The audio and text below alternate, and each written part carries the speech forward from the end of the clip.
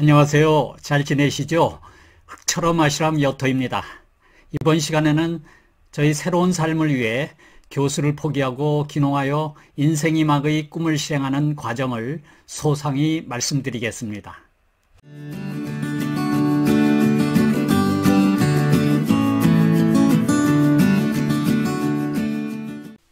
안녕하세요. 오늘은 삶의 대전환에 대해 말씀드리고자 합니다.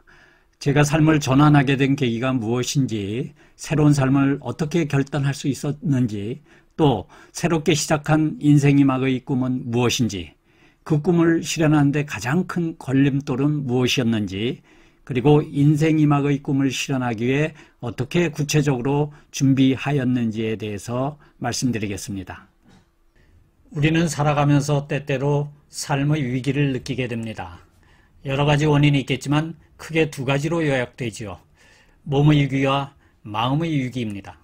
몸이 아프고 마음이 아프게 되면 삶이 흔들리기 시작합니다. 삶의 회의가 밀려오고 행복감이 떨어집니다. 우리는 행복하게 살기 위해 공부도 하고 결혼도 하고 또 돈도 벌고 일도 하는 것인데, 지금 행복하지 않다는 것은 삶의 위기가 아닐 수 없습니다. 먼저 몸의 위기의 원인에 대해 살펴보겠습니다. 몸이 탈이 나는 원인은 여러 가지가 있겠지만 제가 보기에 그 원인은 크게 세 가지입니다.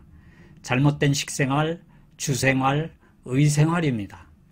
여기서 의생활이란 지난 강의에서 말씀드렸듯이 옷이 아니라 몸을 돌보는 일을 뜻합니다.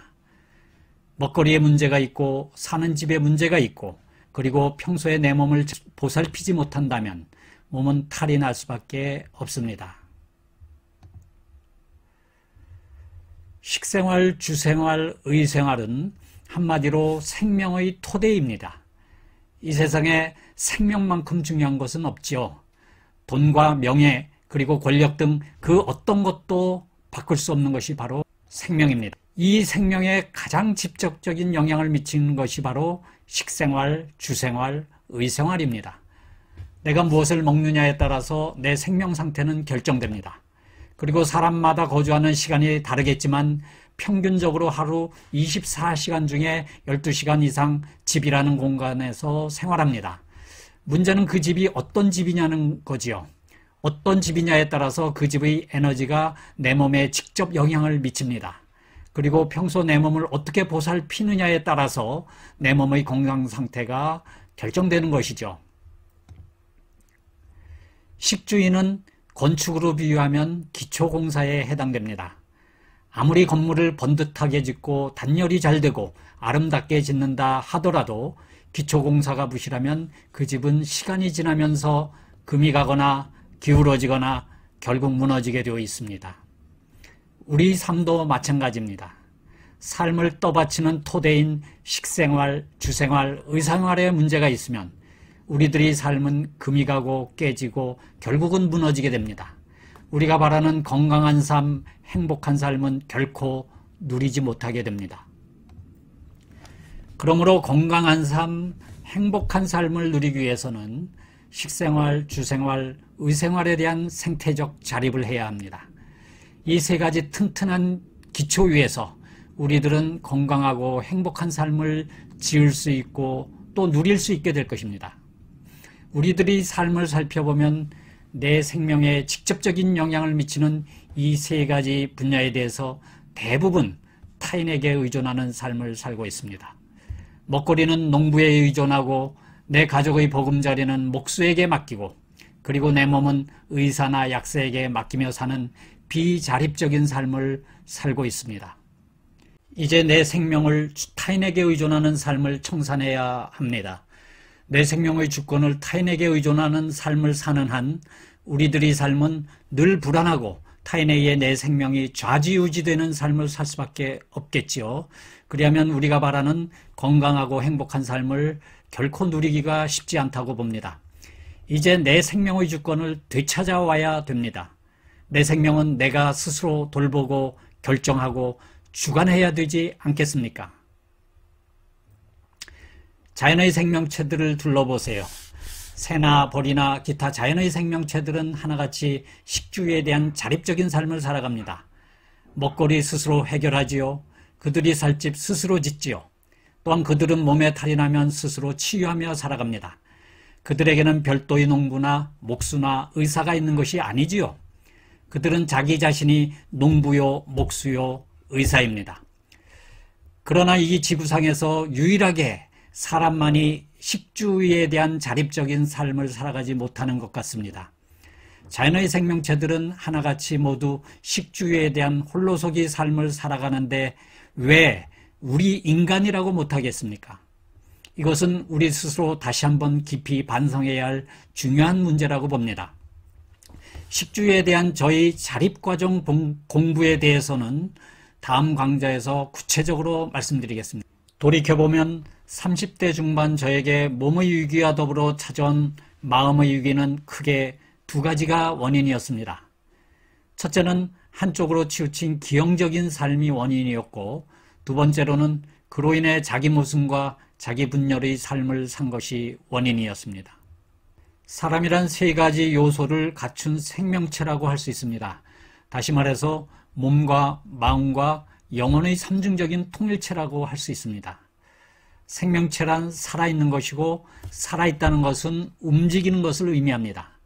그러므로 사람이란 몸과 마음과 영혼이 움직이는 존재입니다. 가장 바람직하고 이상적인 생명 상태란 몸의 움직임과 마음의 움직임, 그리고 영혼의 움직임이 조화로운 상태라고 볼 수 있습니다. 육체 노동에 치우친 삶을 살아가거나 정신 노동에만 치우친 삶을 살아가거나 영성생활에만 치우친 삶을 살아가는 사람은 제가 보기에 기형적인 삶을 살아가는 사람들입니다.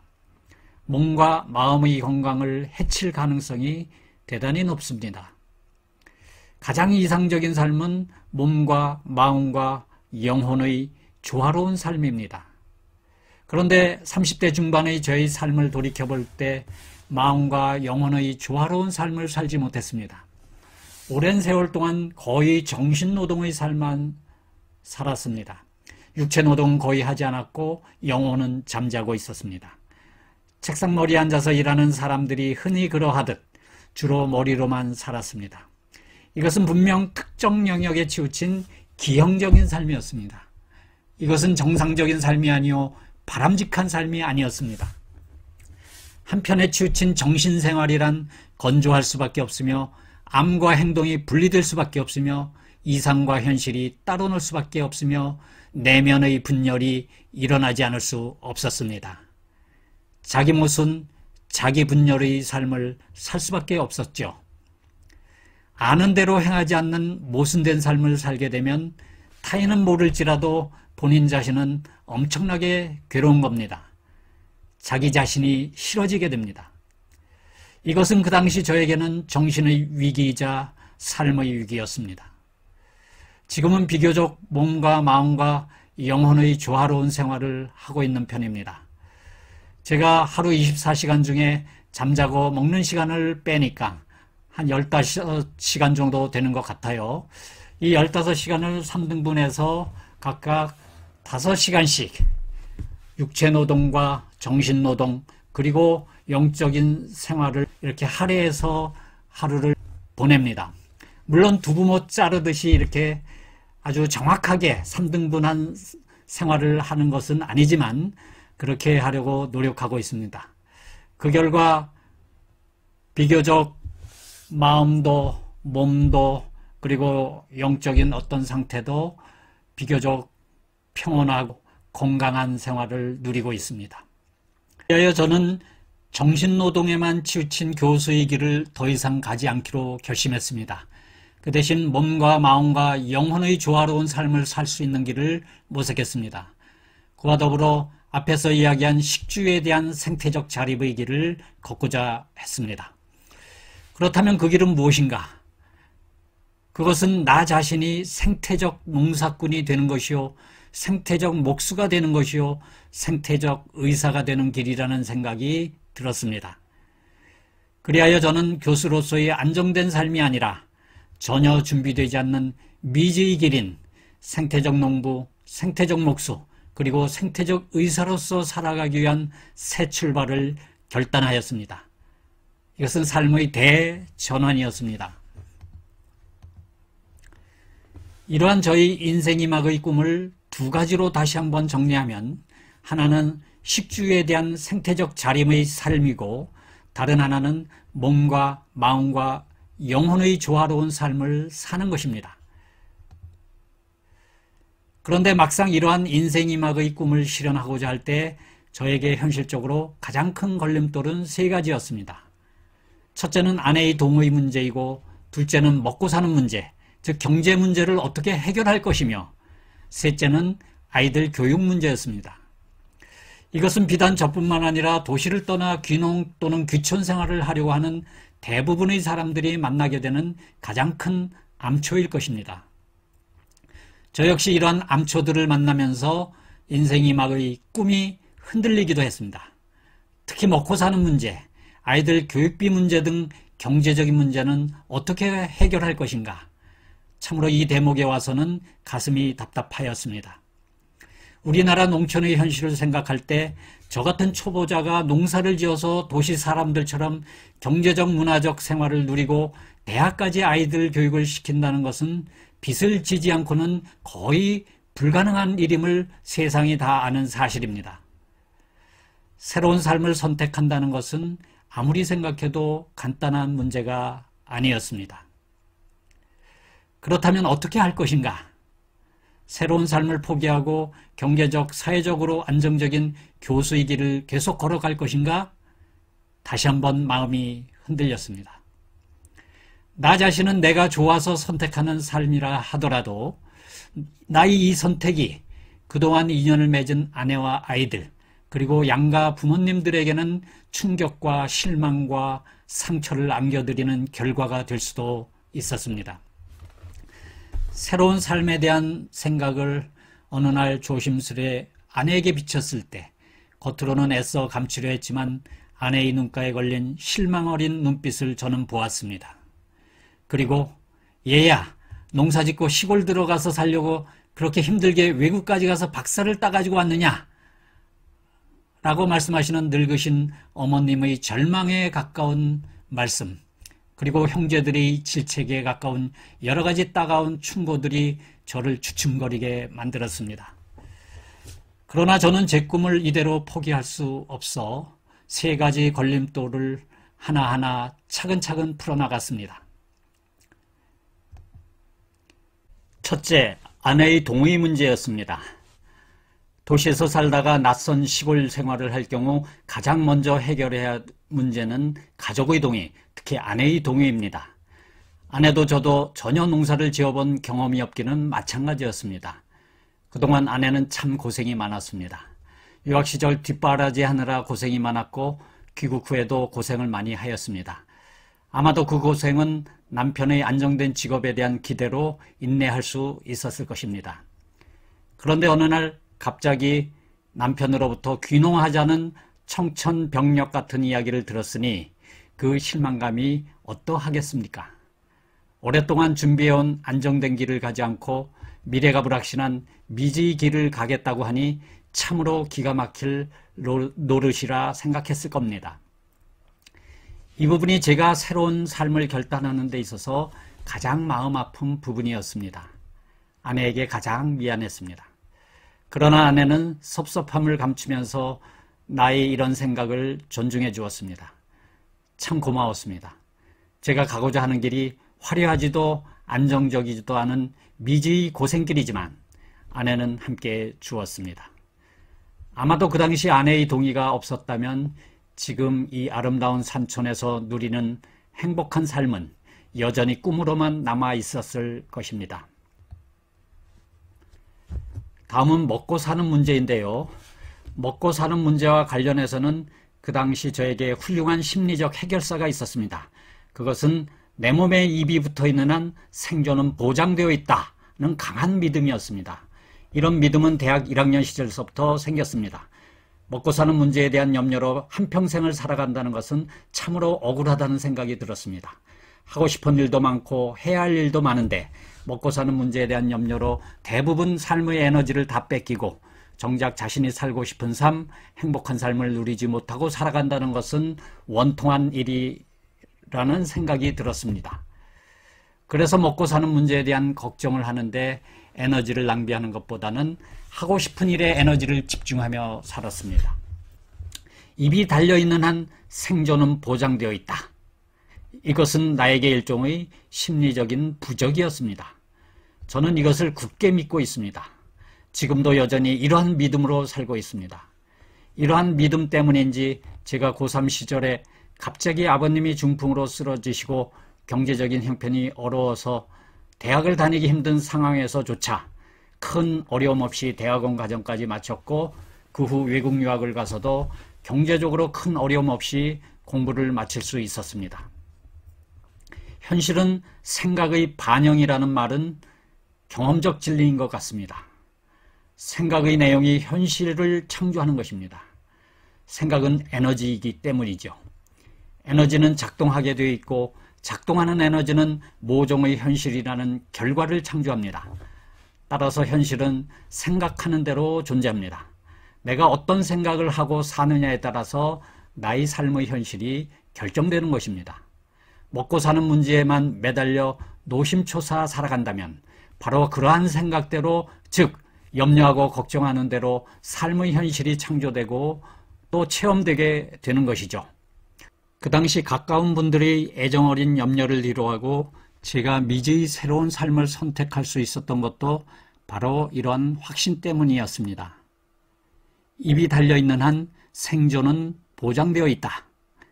이러한 믿음을 바탕으로 새로운 삶을 위한 준비를 시작했습니다. 생태적 식주의 생활에 대한 자립 능력을 기르기 위해서 공부를 다시 시작했습니다. 그런데 대학 출강을 하면서 할 수는 없었습니다. 때로는 일주일 또는 그 이상 집을 떠나 배우러 다녀야 했기 때문입니다. 그래서 강의를 중단했습니다. 강의를 중단할 수 있었던 것은 당시 아내가 일을 하고 있었기에 가능했습니다. 아내의 수입으로 먹고 사는 동안 저는 새로운 삶을 준비할 수 있었습니다. 삶의 기초를 다시 세울 수 있었죠. 다음은 아이들 교육 문제입니다. 귀농이나 귀촌을 준비하는 젊은 사람들에게 있어서 가장 큰 장애 중의 하나는 아마 자녀 교육 문제인 것 같습니다. 시골로 들어가고 싶어도 자녀 교육 문제가 걸린다는 것이죠. 그래서 시골 생활에 대한 꿈을 접어버리는 경우가 많습니다. 대부분 사람들은 아이들 교육은 도시에서 시켜야 한다는 강한 고정관념을 갖고 있는 듯합니다. 시골에서는 학교도 멀고 학원도 없고 가외를 시키기도 어렵다는 등의 이유를 들어 도시에서의 교육을 당연시합니다. 그러나 저와 아내의 생각은 달랐습니다. 그 반대였습니다. 오히려 아이들 교육 문제 때문이라도 가능한 한 빨리 시골로 들어가야 한다고 생각했습니다. 경쟁적인 교육 환경 속에 아이들을 내몰고 싶지 않았습니다. 교육 문제로 학생, 선생님, 학부모 등 전 국민이 얼마나 많은 에너지를 소비하고 있습니까? 그로 인해 얼마나 많이 모두들 지쳐 있는지요. 이러한 안타까운 교육 현실 앞에서 우리는 무리를 해서라도 가능한 한 빨리 생활 공간을 자연과 가까이 있는 곳으로 옮기려 했고 실제로 그렇게 하였습니다. 자연은 아이들에게 그 자체가 아름다운 교실이요. 자연의 수많은 생명체들은 아이들이 훌륭한 친구이자 스승이 될 수 있다고 믿었기 때문입니다. 특별한 인성교육 프로그램을 가지고 아이들을 인위적으로 지도하지 않아도 자연의 위대한 영적 에너지들이 아이들에게 자연을 닮은 아름다운 성품을 길러준다고 믿었기 때문입니다. 저희 경험상 어렸을 때의 시골 생활은 돈으로 환산할 수 없는 엄청난 교육적 효과가 있는 것 같아요. 아이들이 어렸을 때 자연과 더불어 살도록 하는 것만으로도 고액과의 이상의 교육적 의미가 있다고 봅니다. 시골에서는 학원을 보내지 않으니 경제적이요. 훌륭한 자연의 수많은 선생님들이 매일매일 아이들을 만나 개인 지도를 해주니 이 얼마나 감사한 일인지요. 그래서 우리는 아이들 교육 문제 때문이라도 무리를 해서 산촌행을 서둘렀습니다. 은행 대출을 일부 받아 토지를 구입했고요. 강원도 원주군교 백운산 증턱에 있는 회촌마을이라는 작은 마을로 집을 짓고 들어갔습니다. 그때가 2000년 11월 4일이었습니다. 그 당시 첫째 아이는 초등학교 4학년이었고 둘째 아이는 초등학교 1학년에 다니고 있었죠. 아이들은 우리 바람대로 자연 속에서 자연의 성품을 닮아가며 아무 탈 없이 건강하게 잘 자라주었습니다. 교육적 측면에서 볼 때 작은 성공이었습니다. 자연의 수많은 선생님들에게 감사할 뿐이죠. 마지막으로 새로운 삶을 위한 실행 과정을 간단히 말씀드리겠습니다. 위에서 말씀드린 바와 같이 저는 귀농의 가장 큰 걸림돌 3가지를 나름대로 극복하면서 본격적으로 인생 이막의 꿈을 이루기 위해 움직였습니다. 가장 먼저 농사를 짓고 집을 지을 토지를 구입했고요. 그리고 식주에 대한 생태적 자립을 위해 농사 공부, 집짓기 공부, 그리고 의학 공부를 시작했습니다. 여기에 대한 보다 구체적인 내용은 다음 강의를 통해 말씀드리겠습니다.